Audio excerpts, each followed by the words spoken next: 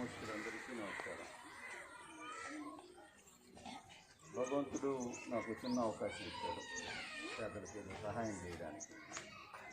అందులో భాగంగా భక్తిగా నాకు ఉన్న దాంట్లో కొద్దిగా అక్కడక్కడ సహాయం చేస్తూ ఉండేటువంటి క్రమంలో గతంలో కరోనా బాగా తీవ్రంగా ఉన్నప్పుడు పనులు లేక ఇబ్బంది పడుతూ ఉన్నటువంటి సందర్భాల్లో కొంతమందికి నిత్యావసర వస్తువులు ఇవ్వడానికి ఒక అవకాశం జరిగితే అప్పుడు మీ గురించి శ్రీనివాసరావు గారు పువ్వాడ మధు గారు చెప్పారు.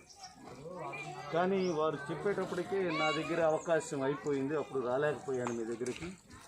మరలా ఇప్పుడు చిన్న అవకాశం వస్తే ఈ అవకాశాన్ని తీసుకొని మీ దగ్గరికి వచ్చి మీకు నా వంతు చేతనంగా సహాయం చేయాలనేటువంటి ఆలోచనతో